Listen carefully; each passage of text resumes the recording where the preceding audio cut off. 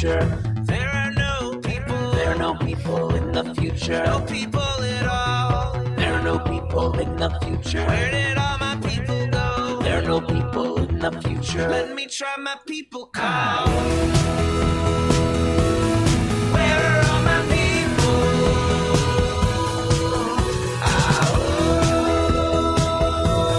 Where are all my people? I guess I'll fly away now. Hey, everybody, how are you doing tonight? Just sending out the last minute notification out there that we are, yes, indeed, live. It is Monday, September 27th, 2021. Welcome to Raging Chicken's Out to Coop Live. This is Kevin Mahoney, editor and founder of Raging Chicken. On Out to Coop Live, we talk to progressives, activists, and troublemakers of all sorts, right from our own backyards and, yes, from across the country. On Fridays, Sean Kitchen and I break down the good, the bad, and the ugly in state and national politics. And on Wednesdays, yes, we have the Wednesday show with Cyril Michaleko. We're still on kind of like an every other week going here on Wednesdays. Cyril's a progressive columnist from the Bucks County Courier-Times, the Intelligencer. And he joins me to drill down into Bucks County, Pennsylvania, and international politics and talk about his latest column. He's got a great one coming out this week, and so we'll be on again next Wednesday to talk about his latest column. You can get all our shows by subscribing to our podcast on Podbean, iTunes, Spotify, or wherever you get your podcasts.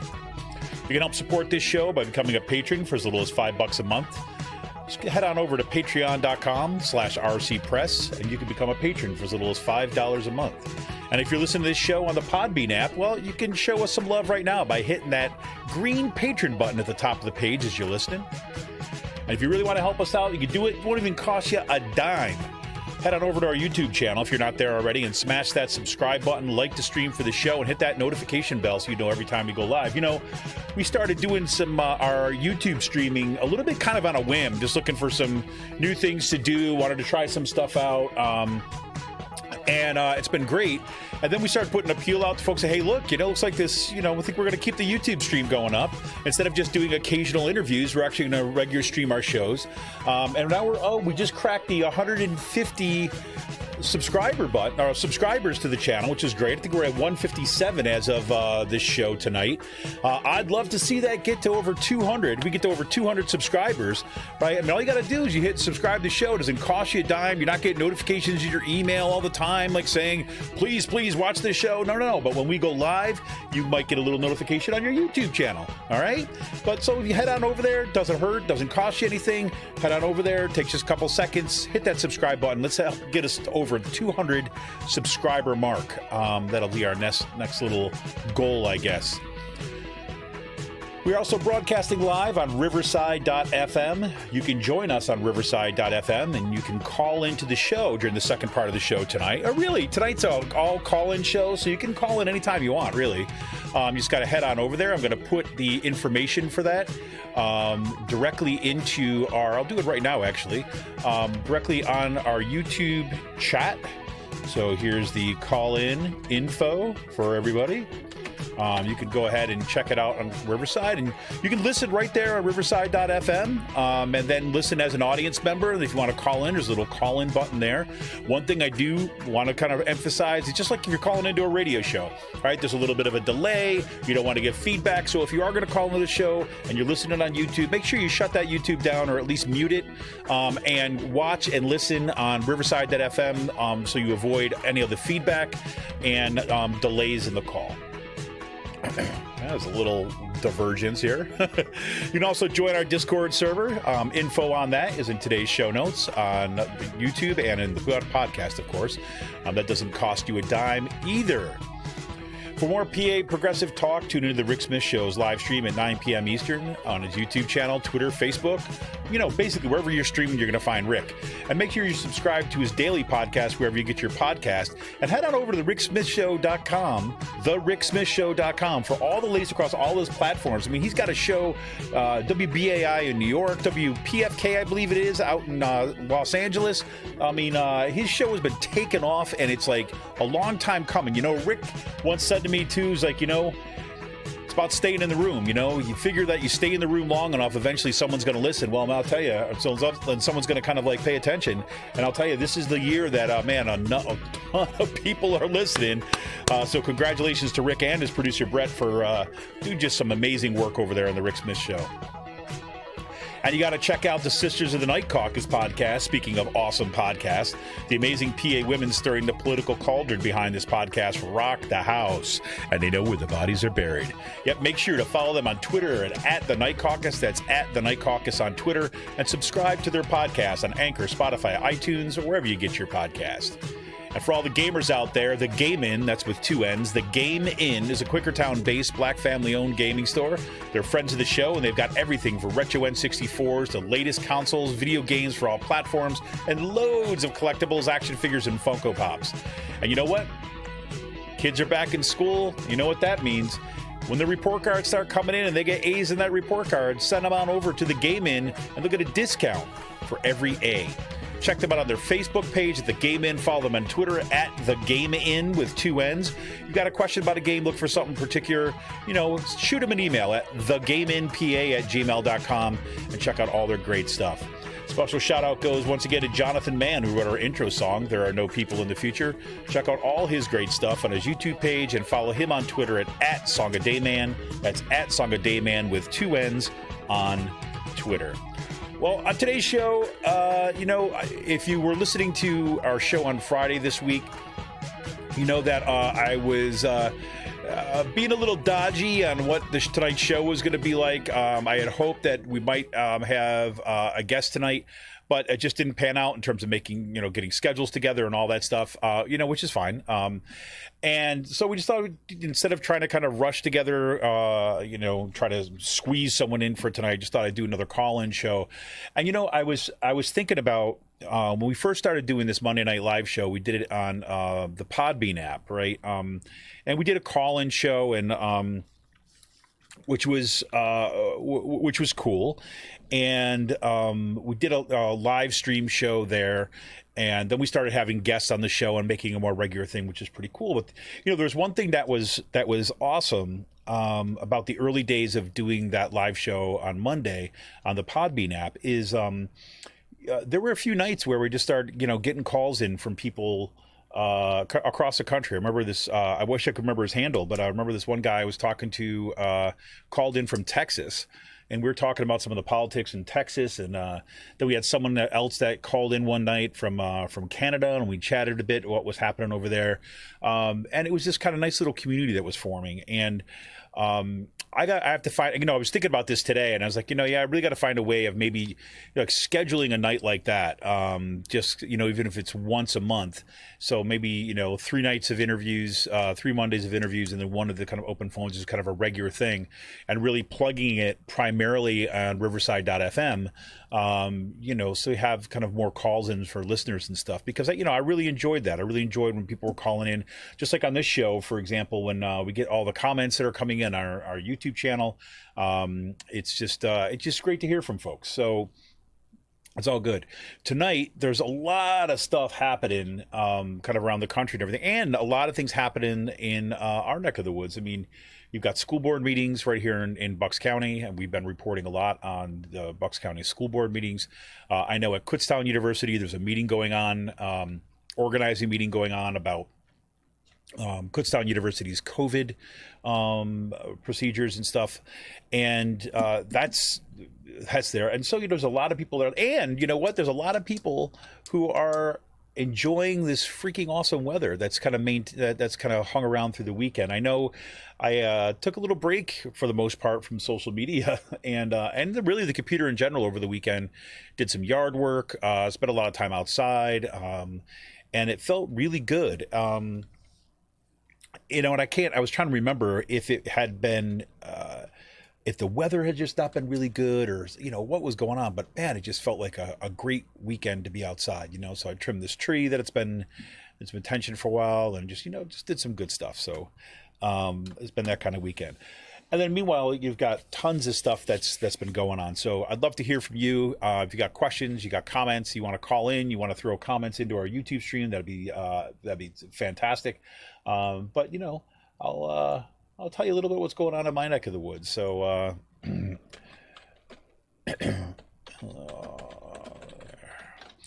yeah. So, anyways, so there's a few things that we'll kind of like to get into, and I've been doing a lot of just reading through different stuff and trying to make sense of a lot of things that are going on right now, and because it's a big week at the national level. I mean, basically this week we're going to see if Joe Biden's fairly ambitious agenda dies, right? Or if we get to see Democrats actually step up to the plate and actually pass something big. There's been a lot of attention being paid to West Virginia Senator Joe Manchin, who has basically put his thumb on the scale in this bill to basically ensure that it, continues. Does not harm the fossil fuel industry, which means does not, harm his personal wealth, because he is, of course, coal baron after all. And his son runs the coal business. We shall see. We shall see what happens here. Nancy Pelosi came out over the weekend on Sunday, and she sent a letter to her colleagues, her dear colleagues' letters. I freaking hate these things, but whatever. And basically said, hey, we're going to do it this week. We're going to pass the bipartisan infrastructure bill, which that's the one that Joe Manchin and Kristen Sinema in particular got all these kudos for, because they wanted to work at a bipartisan infrastructure bill, and they came up with this kind of $1 trillion package, $1+ trillion package for infrastructure. And it's, kind of the hard infrastructure that powers that still stems from the fossil fuel infrastructure that we have to put to bed. But nonetheless, like roads and bridges and all that stuff, which is, needed to do, there's no doubt about that, has to be done. Kudos to actually getting some money in the, in the stream here.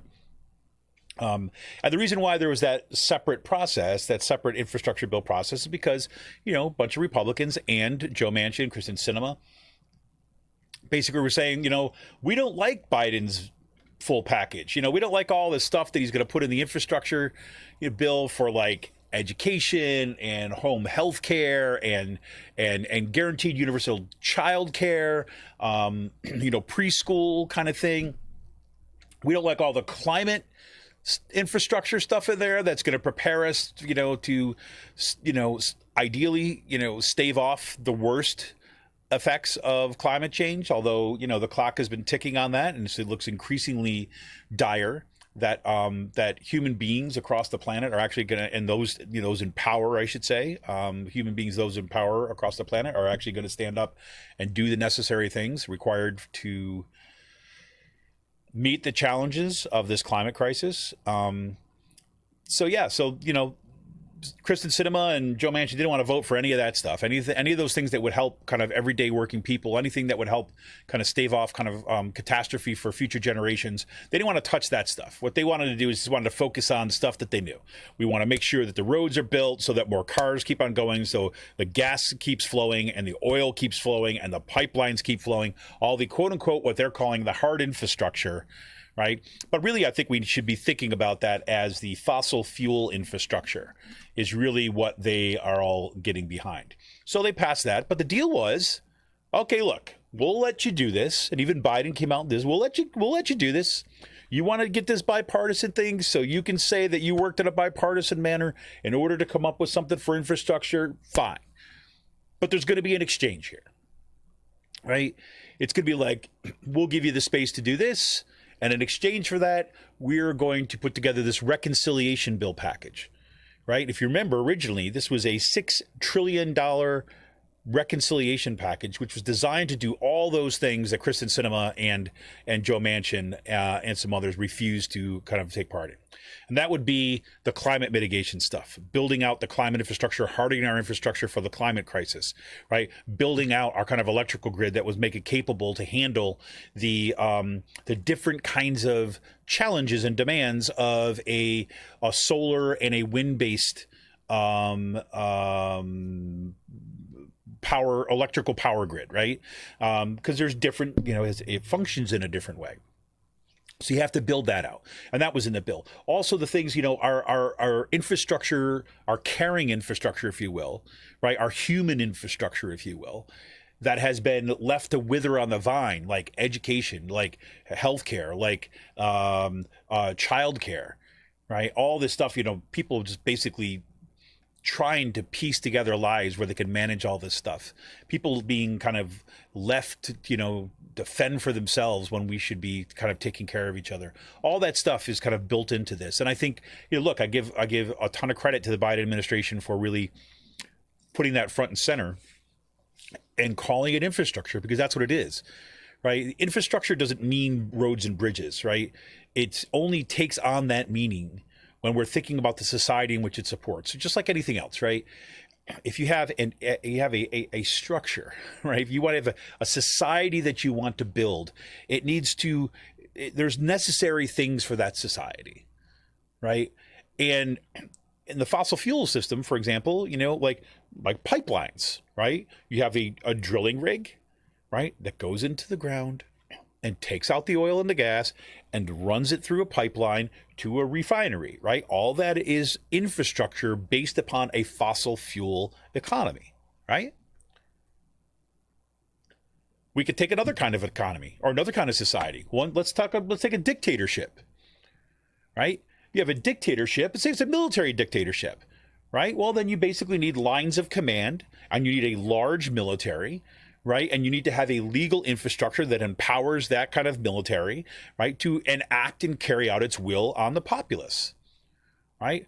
And we have a decision-making infrastructure in a dictatorship, which is top down, right? And everything starts from the dictator, right? And those orders filter out. So there's a communication infrastructure and there's a violence infrastructure, monopoly of violence infrastructure that carries it out. We see that, in our own police forces and stuff, right? But you could use your imagination, right? Any society that you could imagine, right, isn't just a society in its ideas.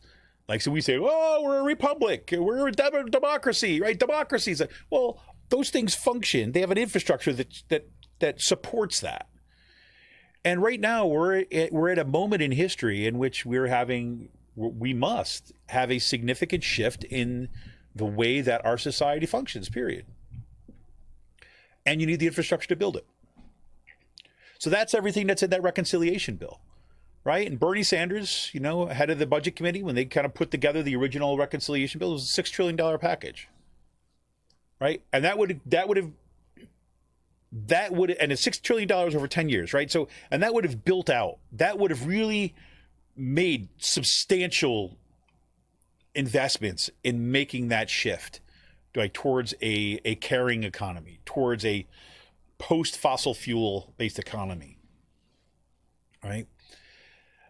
And that's already been whittled down. It's almost to half, right? Where it sits now, right? The compromise reconciliation bill is $3.5 trillion over 10 years.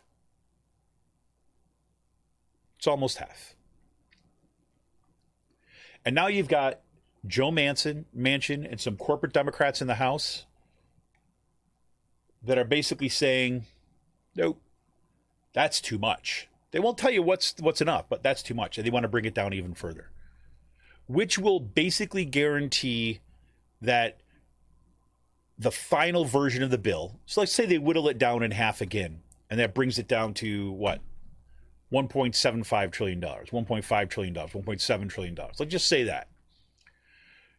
And I wish I could remember where I heard this the other day, but they, I think they put it exactly right. It was, I don't know who said this, but I think they put it absolutely right. So they're gonna have a choice to make. I think it was Sam Cedar. I think it was probably Sam Cedar on the majority report, or maybe it was Emma Vigeland on the majority report. It was one of the two. They're going to be left with a choice.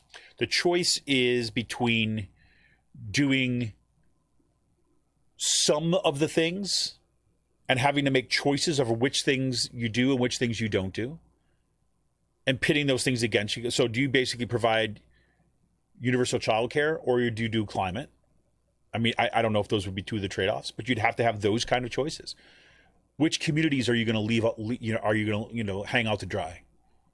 Who's going to be left to fend for themselves? Because you're basically saying with $1.7 trillion as that second part of the infrastructure bill, that human infrastructure bill, there's no way that you're basically going to create a just society. Nope, you're going to leave people out. And so now you're in the business of choosing who gets left out. Right? Who's in and who's out.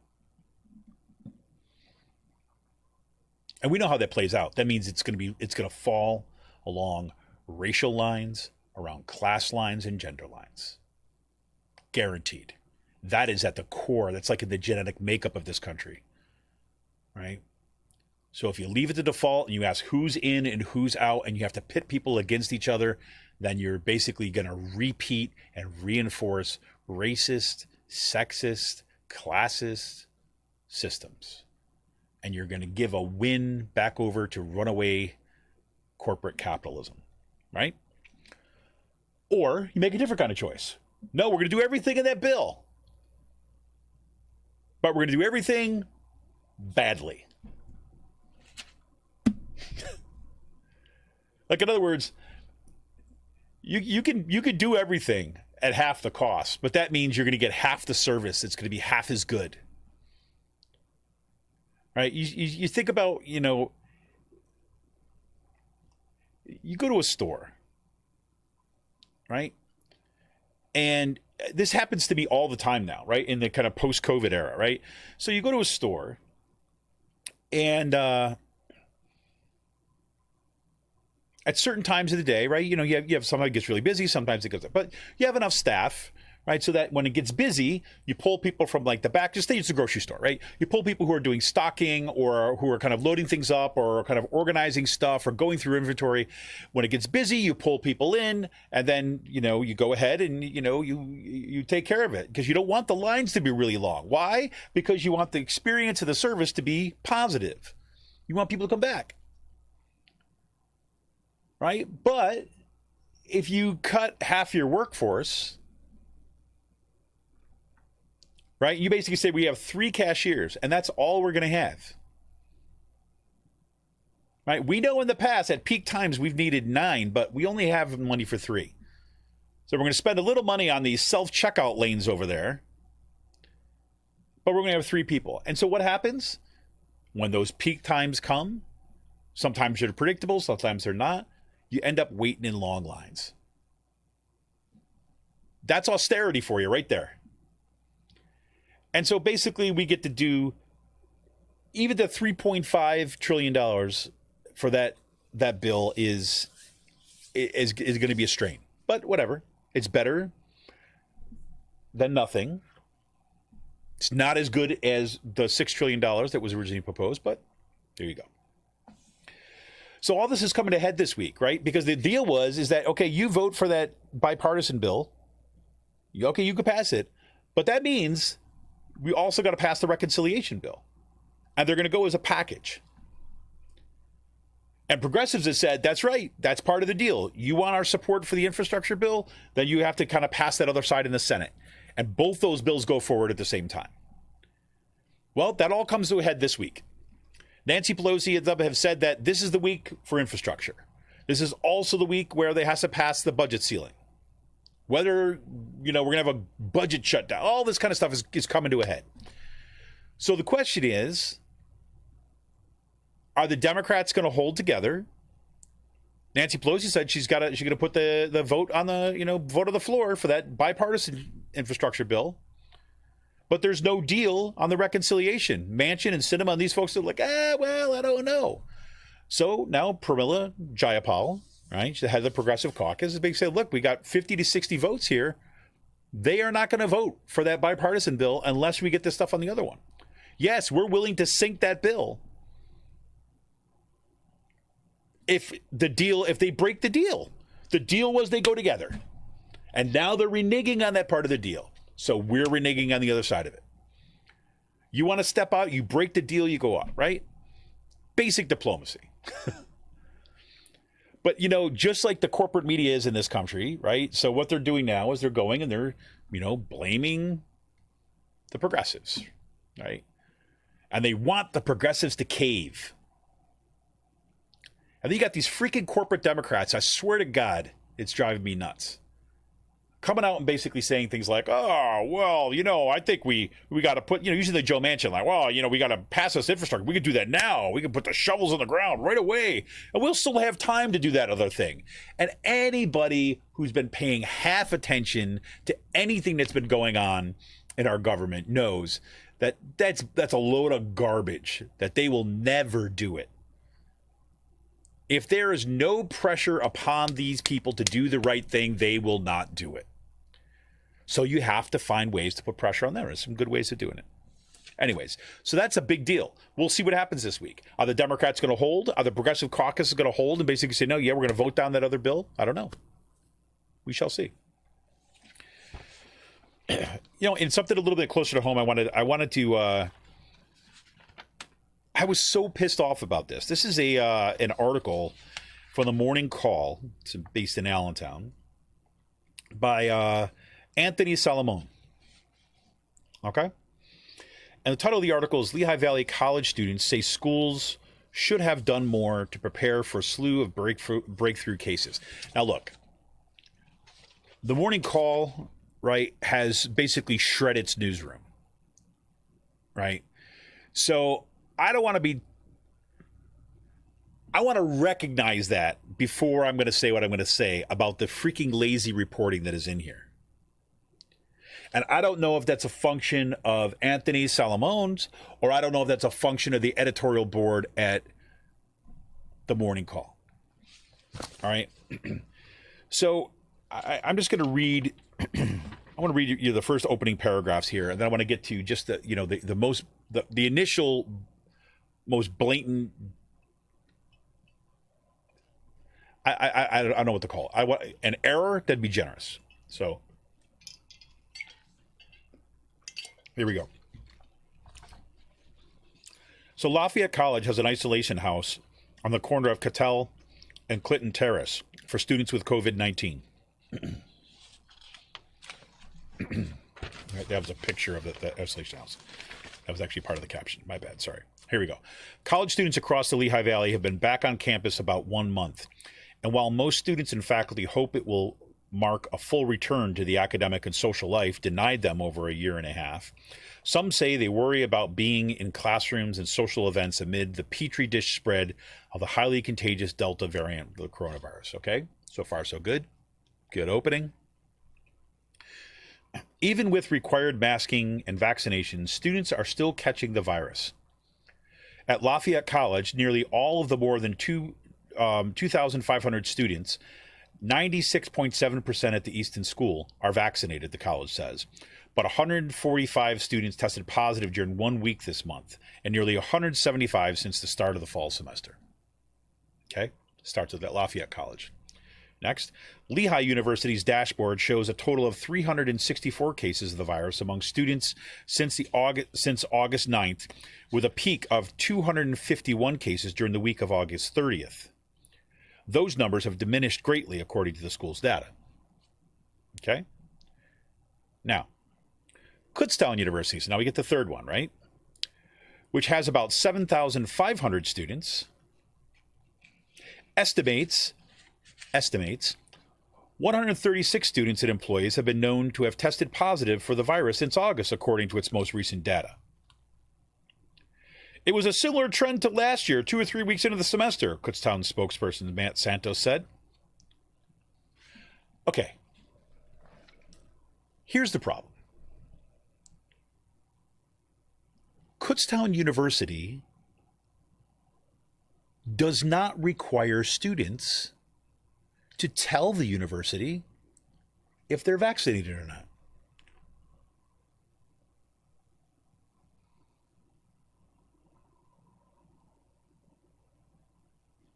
You get that? The data that Kutztown University has have been known to test positive. And there's like voluntary reporting requirements. You've heard me talk about this on this show. You've heard us talk about it out the coop. You've seen the stories about this, right? And Kutztown University is put next to Lafayette University and Lehigh University And it's not even acknowledged that the Kutztown University is estimating because they don't know. And they're not trying to know.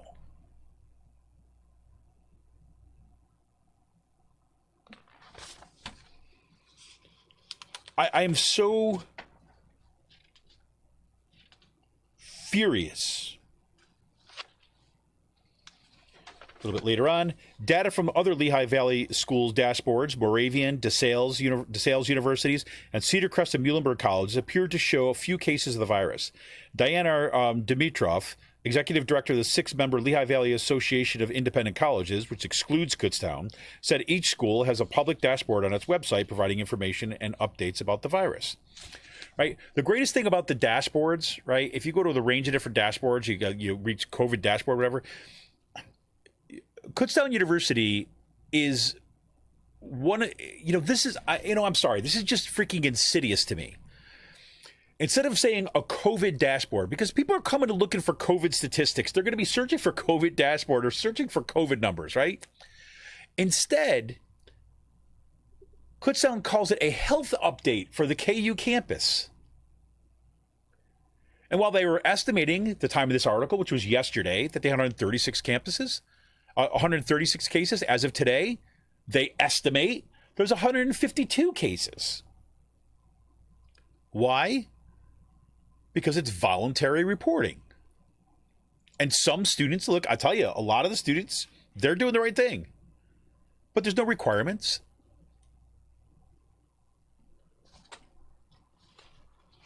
A little bit further.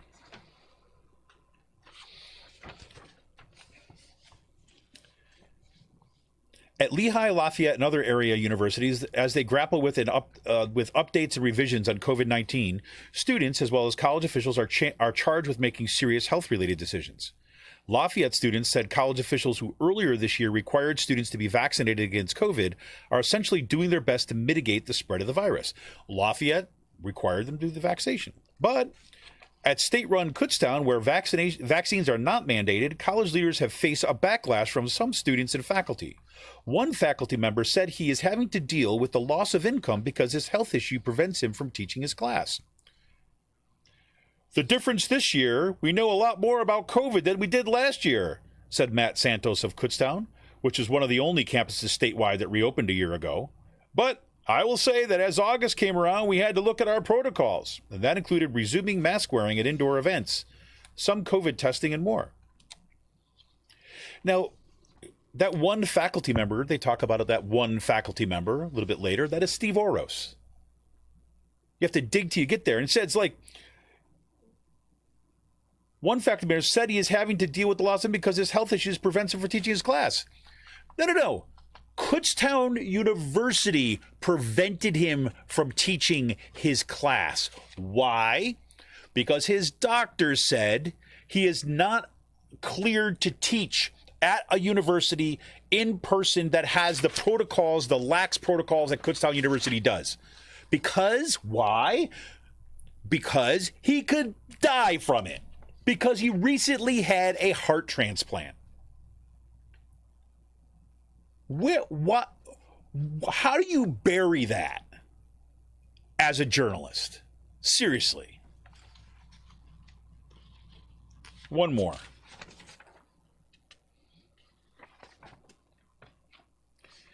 We finally get like 3 pages in, right? This is the printed version.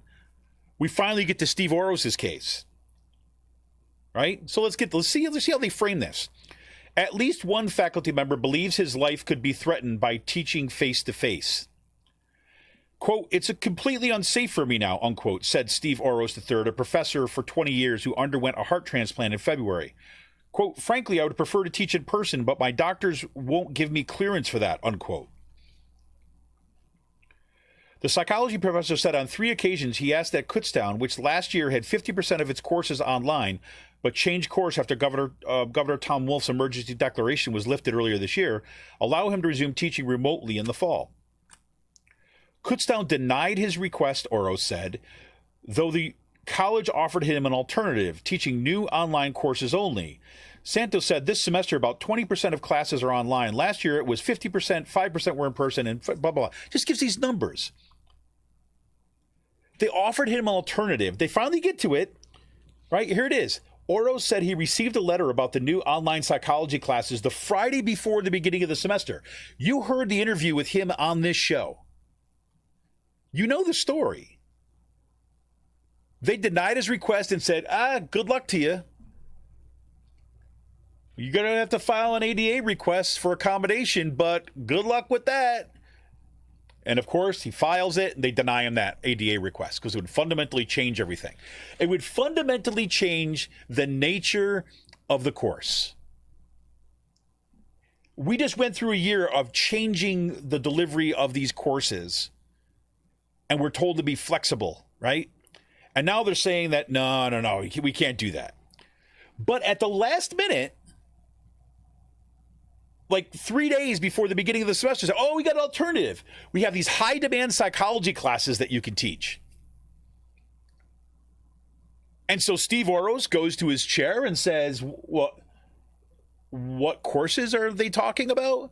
And the chair of the department says, got me. You got me. I don't know what they're talking about. And then he asked the university, what courses are you talking about? Can you give me more information about them? And they refused to respond to his inquiries.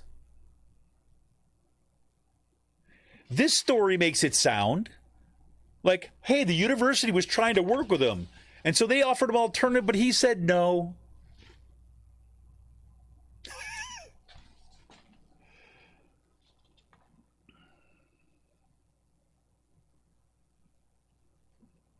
I'm just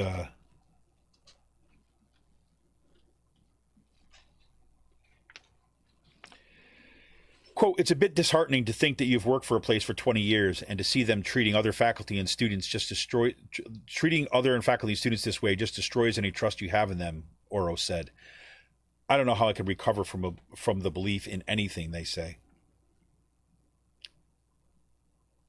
Santos declined to address Oros' case specifically, citing federal law. Quote, but as a university, he said, quote, we made every effort to accommodate leave requests for our employees within the parameters of the laws and regulations, and that is a lie. That is a lie. They did not do everything they could to do that. They did not.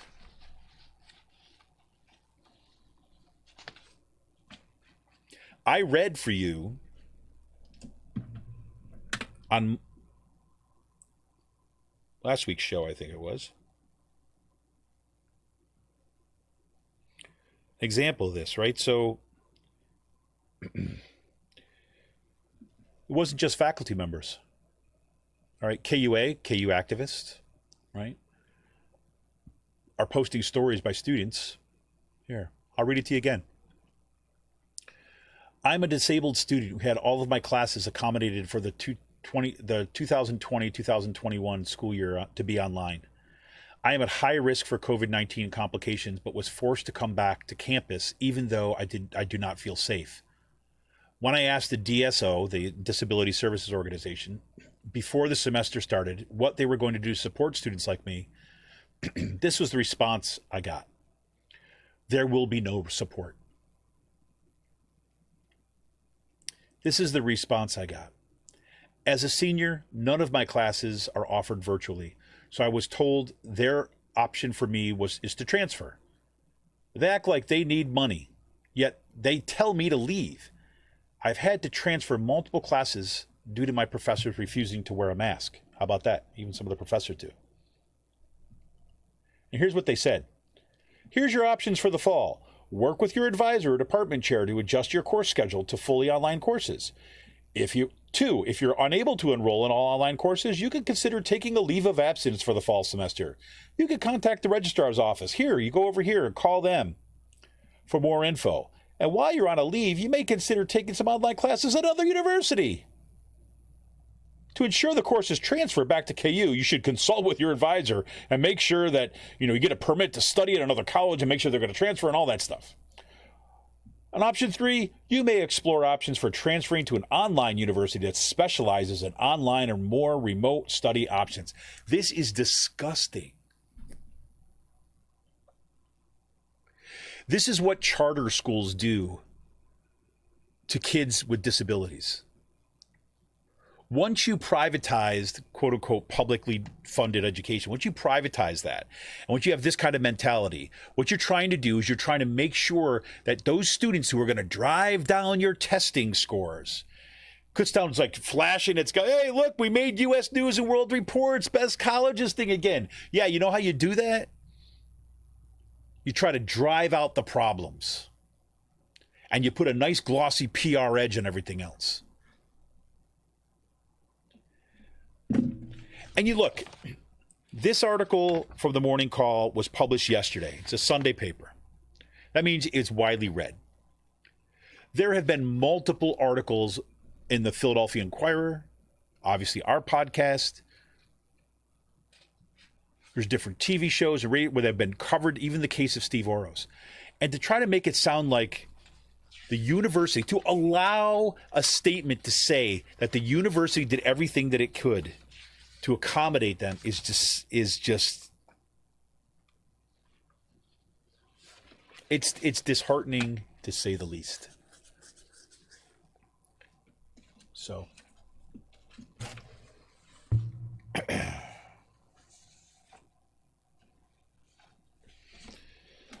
oh boy. I was also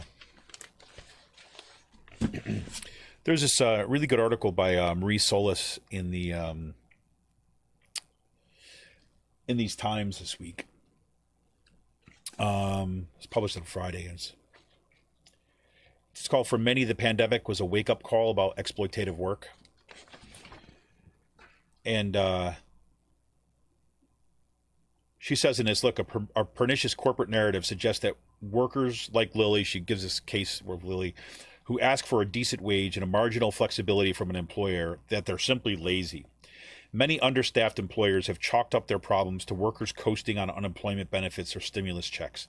They complained about federal unemployment supplements in the states that have loosened the strings on unemployment payments, such as requirements to continually search for a job or to accept any offer.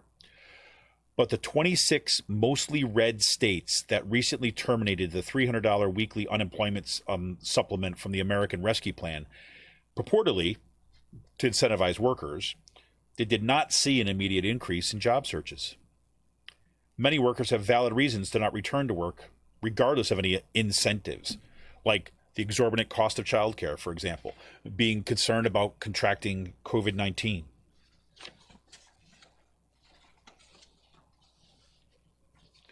To deem this unemployed behavior lazy, however, one must be predisposed to thinking work is some sort of moral imperative. And this gets to something that I want to come back to, why I want to read this part. Rarely have workers had the freedom to be selective about where, when, and how much they work, to decide their own fates. In light of this profound shift, perhaps it's understandable that workers are unwilling to settle. There are some more existential questions, too.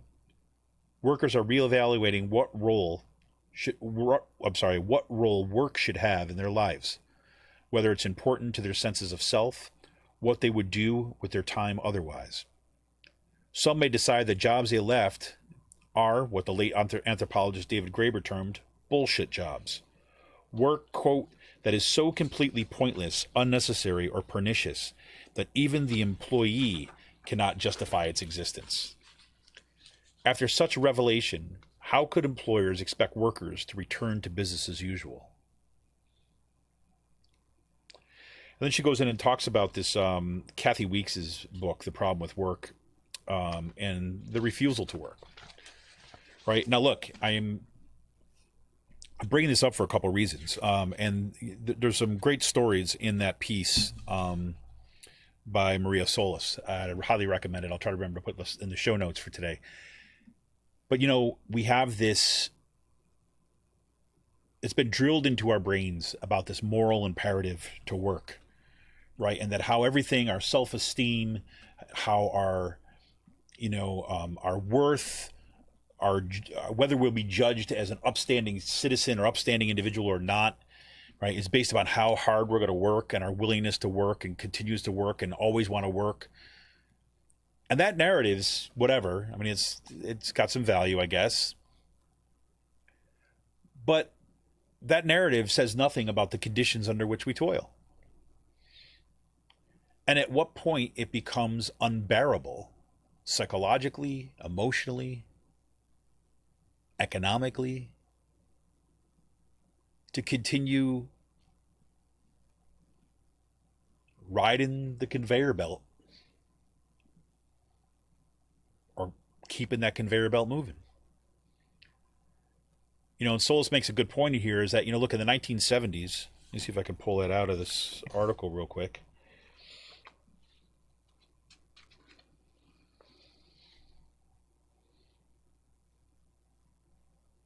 It says the current historical moment isn't without its precedent. A kind of mass work refusal took place in the 1970s when 1 in 6 union members went on strike, demanding more control over the workplace places and more dignity.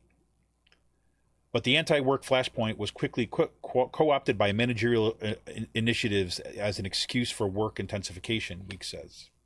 More participatory, multi-skilled, and more team-based work so you could feel better and work longer and harder. Right, so we had this moment, right? We had this moment in the 1970s when you had massive amounts of strikes. It was organized refusal to work. It wasn't just you as an individual making up the mind if you're going to go out and kind of start a YouTube channel or try to get famous on TikTok or something like that. Not you as an individual. But you thinking about, this is it goes back to 1912. The Bread and Roses strike in Lawrence, Massachusetts. We want bread, yes, but we want roses too.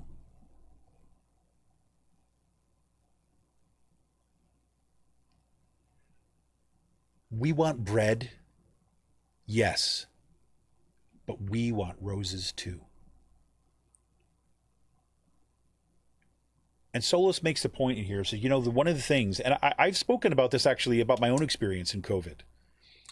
But she says, COVID was a forced pause on our routines. It forced us to stop. It forced us to confront huge challenges.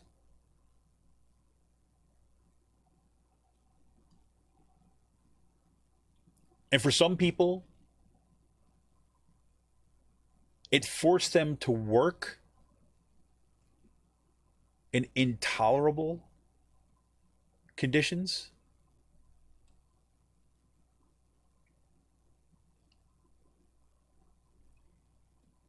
There's this old Union song. It's a Wobbly song. IWW, right? So you will be by and by to that glorious time in the sky. Work and pray, live on something like that. You'll have pie in the sky when you die. Hey, Shireen, good to see you. Shireen dropping in. The whole idea, Utah Phillips did a version of the song, was great. That glorious time in the sky. The idea that, you're going to struggle, you're going to have to pull through, but you know what? You'll get your payoff in heaven. And you talk about the way that Salvation Army used to come into workers' camps, right? And basically say, yeah, I know you got black lung. Yeah, I know you lost your limb in the meatpacking plant. Yeah. I know that you're kind of being crushed under the wheels of the machine, but you know what? You'll be rewarded in heaven. So keep on trucking, and here are some extra clothes to keep you going. Here's some soup to fill your bellies. Right? The Salvation Army acted as the Band-Aid, the emotional, spiritual Band-Aid. But they weren't going to change the conditions. Nope. That's what the Wobblies were trying to do. That's what the IWW was going to do. In Lawrence, Massachusetts, when those women strike, primarily women strike, I think there's like something like 20 plus languages that were spoke as part of that strike. You know, you hear, I swear to God, I work at a union shop, and when I hear some of the complaints about the difficulty of work, I'm looking like, are you kidding me? You had a massive textile strike at a time where sexism was rampant, right? Immigrant women were the primary workers in these textile mills, speaking all sorts of different languages, and they had a huge strike, you know? I mean, come on. They didn't have legal protections. They didn't go to their lawyers and say, is it okay if we refuse to work? You say it might be a problem. Okay, I guess we'll go back. No. They had something to fight for, and they were fighting for it.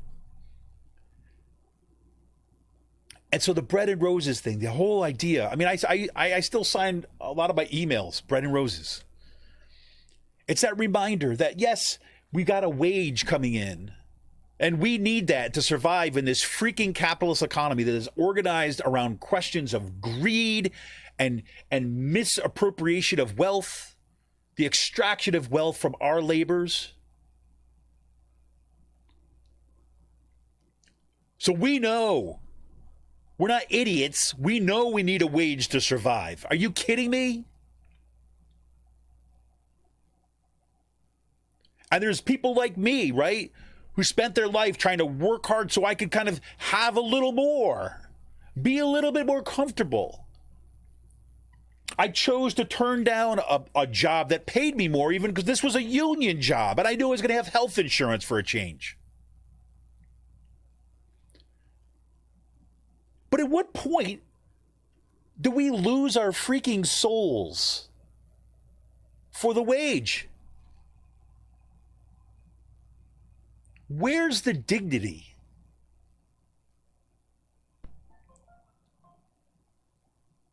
And I know I keep on bringing it back to this case of Steve Oros at Kutztown University. And look, I know there's 1,000 of those stories that are out there, right? You can tell me you probably have people in your lives that are going through all sorts of struggles too as well. I certainly do.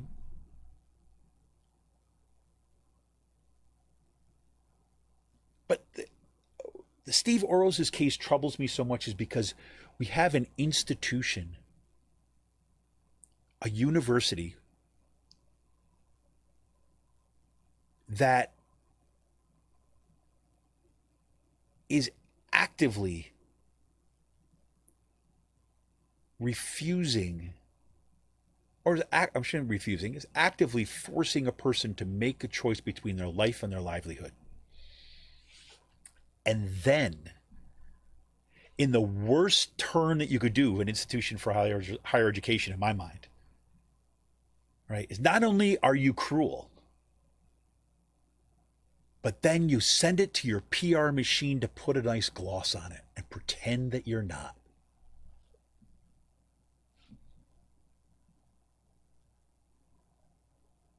That's remarkable. That's remarkable.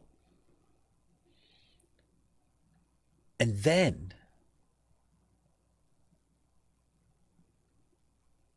you know, Rick Smith used to talk about this as this kind of Stockholm syndrome, like this collective Stockholm syndrome, like that we've been so abused for so long. We're so used to being mistreated. We're so used to being told that we should accept the crumbs and just suck it up and move on, work harder.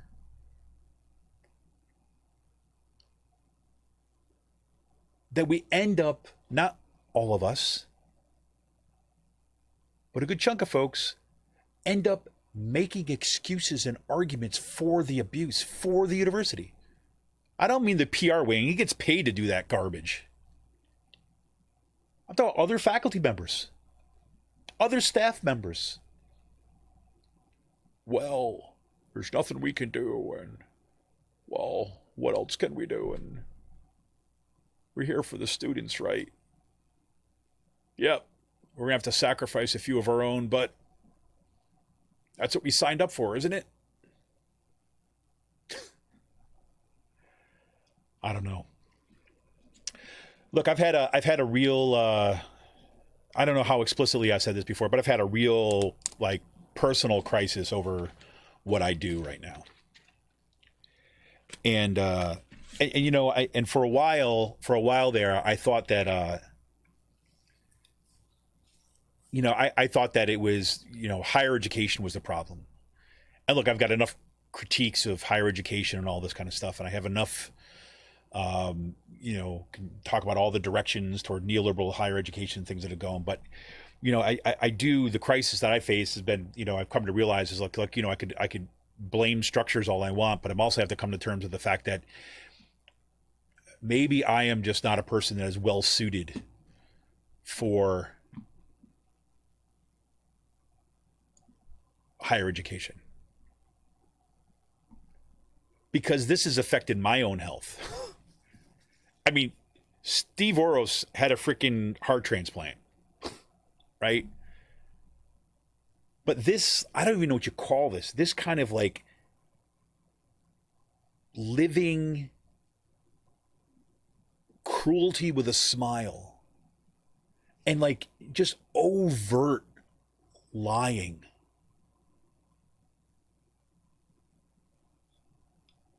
And having to live in that structure. And then feel like, look, our best attempts, right? I've been organizing at that place at Kutztown University for a long time. And our best attempts over the years have yielded very small gains.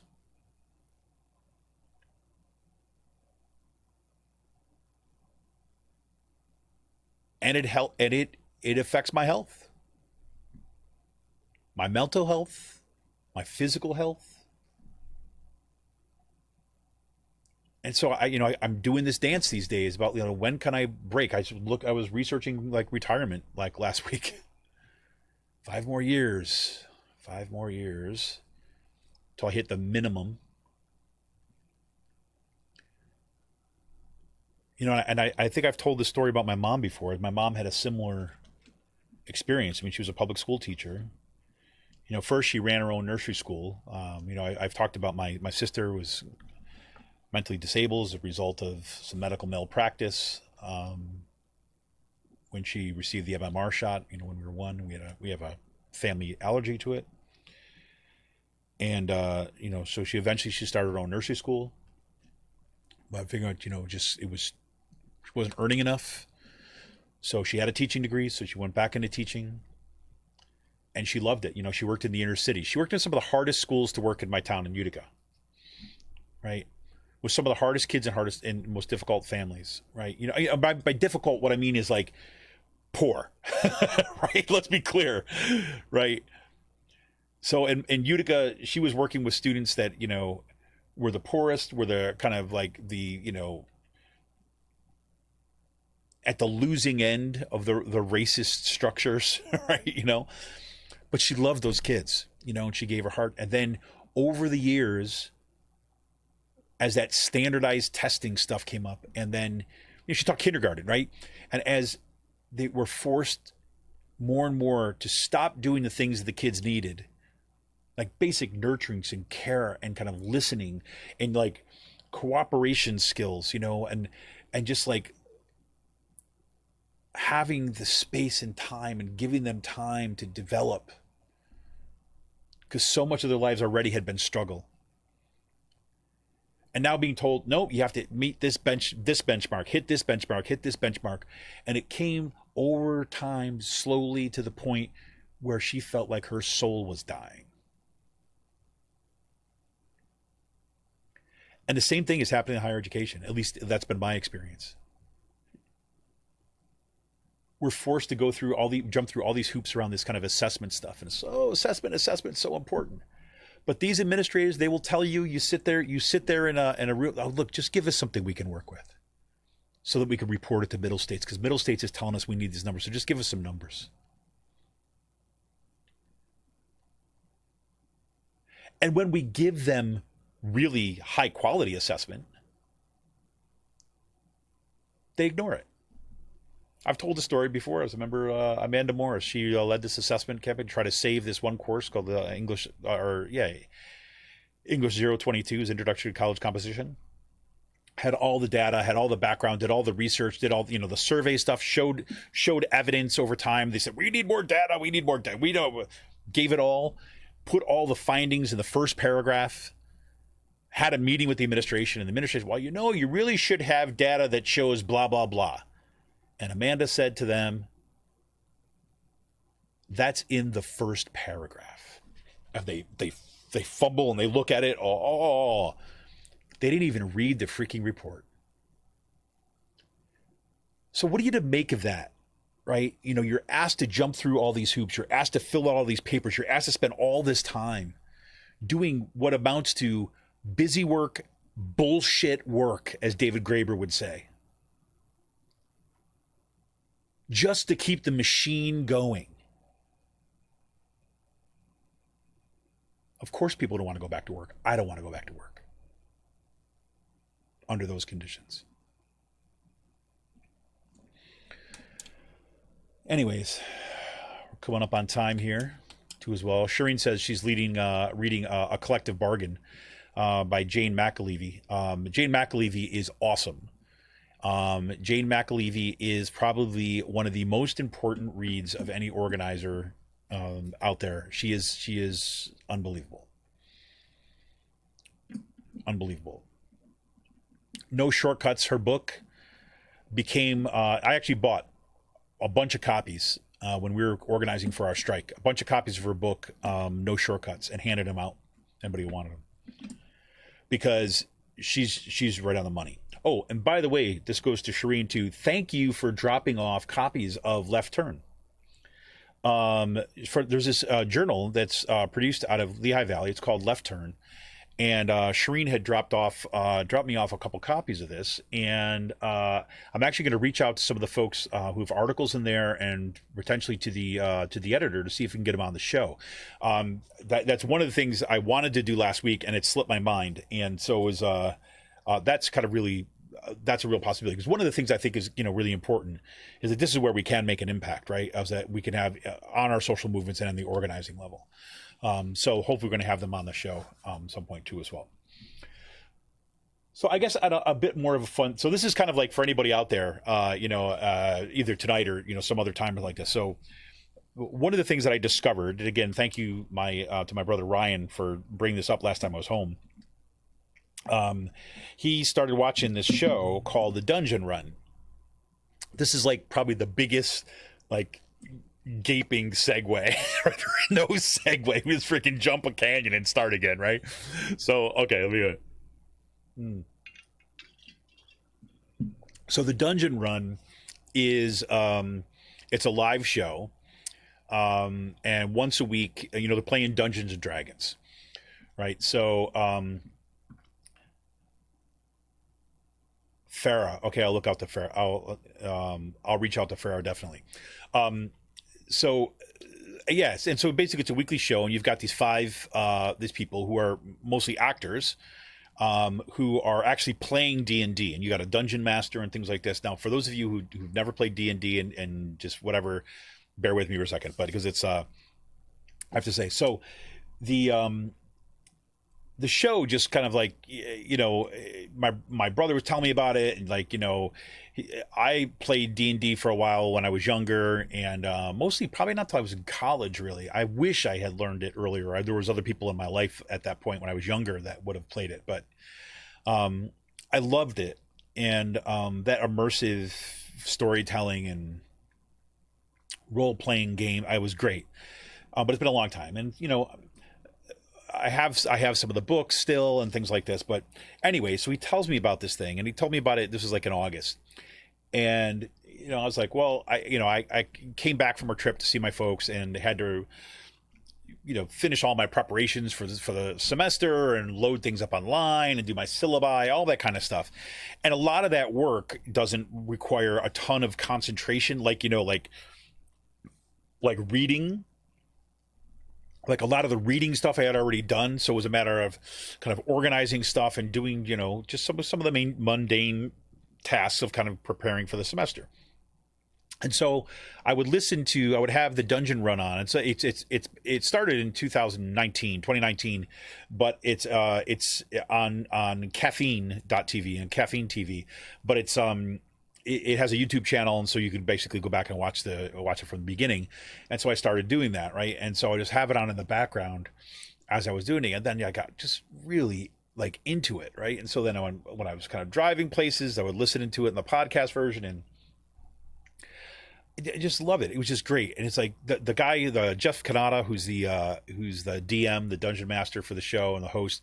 He's just a phenomenal storyteller, right? Just does a great job of crafting it all.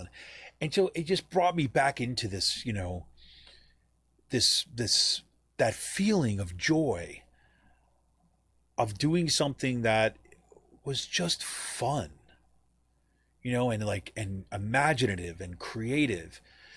And, and for the longest time, I would basically tell myself that I shouldn't do those things. This is just sad on my part. I mean, for whatever, that's the conversation I have with myself these days. It's like, I should be working. I shouldn't, I don't have time to be, playing games.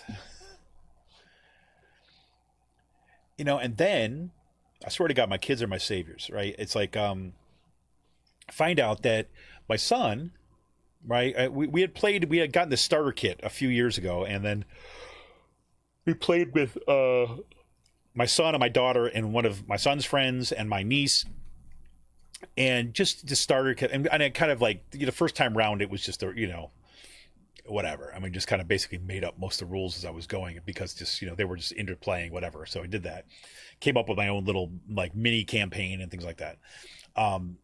But now they're kind of getting more and more interested in it. And, my son he just came up with this really cool character, and he played it once, and it was like, whoa, he really knows how to play this character. And my daughter's all into this. And so I'm like, oh, this is great. So we're kind of, back and starting to do this again. And now I'm actually designing this own campaign. I've got this kind of cool map making program and stuff. And of course, I don't have a ton of time to devote to this, but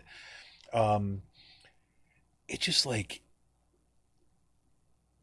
it was just beautiful and creative, right? And imaginative. Like, I just find it just like some space to breathe, and how important that was. But I tell you all that. So I'm actually in kind of at the beginning points of designing a campaign. We've got this other, from the starter kit. It's like the,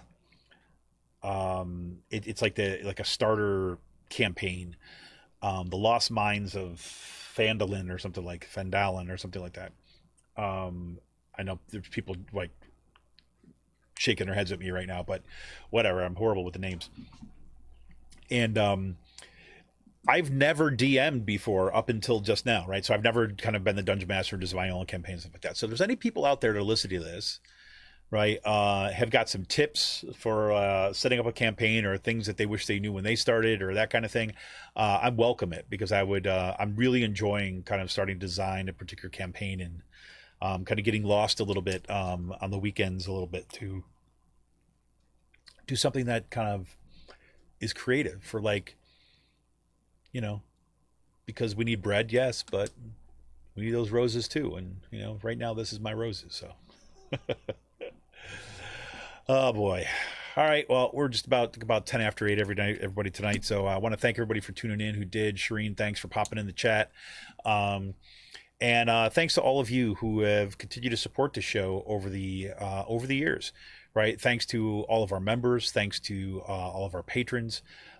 Thanks for those of you who share the show.